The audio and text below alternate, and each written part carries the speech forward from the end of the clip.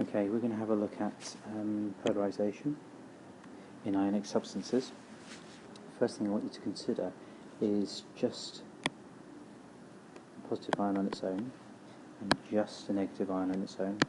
You should recognise that both of those are going to be absolutely spherical on average, because you've got a central positive nucleus attracting with equal attraction in all directions the cloud of electrons around the outside. So both will be spherical in an ideal world. Now, when you put the negative ion closer to the positive ion, what starts to happen is the positive ion here is obviously positively charged, and it's going to start to attract the electrons around the outside of that negative ion. So what ends up happening, it ends up looking perhaps a little bit like this. The positive ion attracts the outer electrons from the negative ion, and we end up with this kind of shape.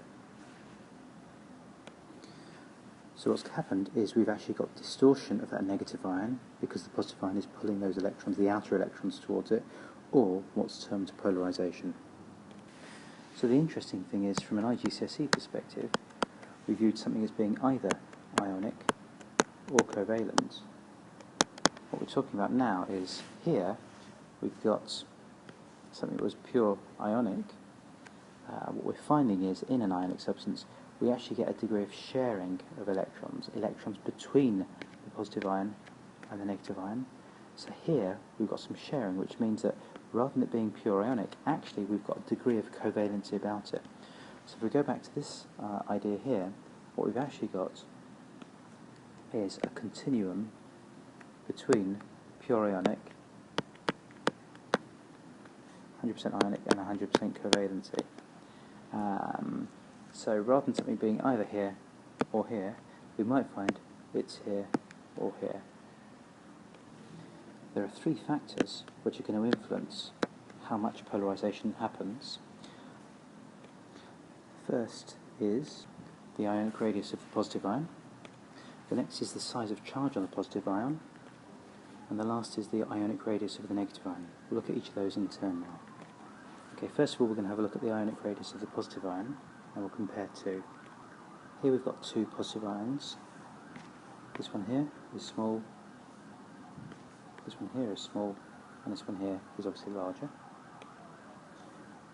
With the smaller one, we find that first of all the ions can actually get closer together, so the positive charge here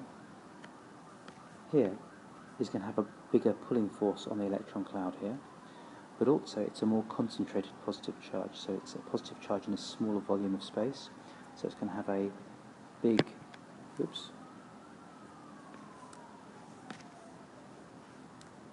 big polarizing power.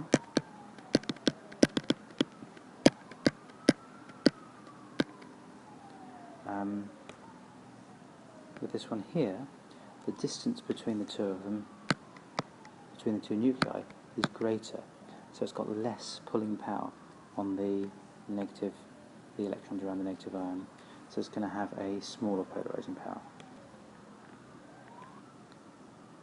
Okay, we're going to have a look now at the size of the charge on the positive ion. Here we've got two, if you like, identical positive ions, apart from the fact that one's a +1 charge, could be Na, and the +3 charge could be Al.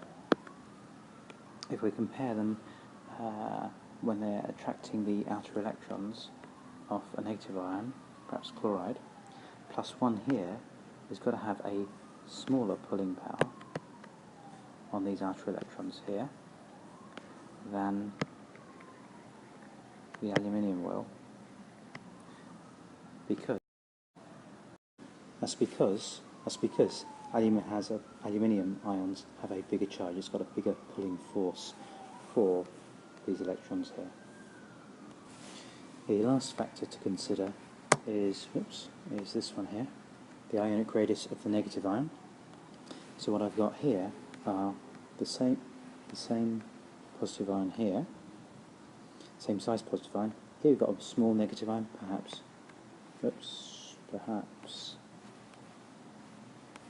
F-, and the bigger one here could be perhaps Br minus.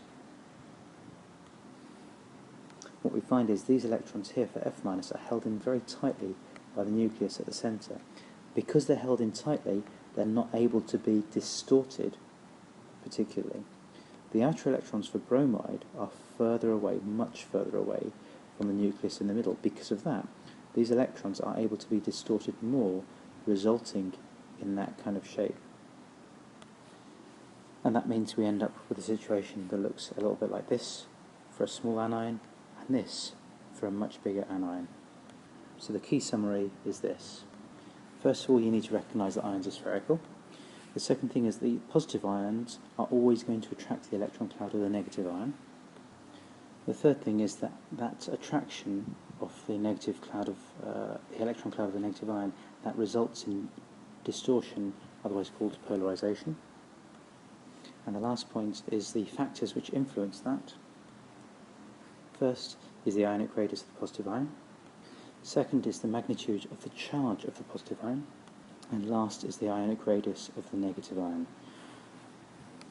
The smaller the charge, the more the polarisation.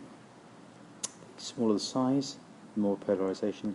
The bigger the size, the more the polarisation. Hopefully that's been helpful.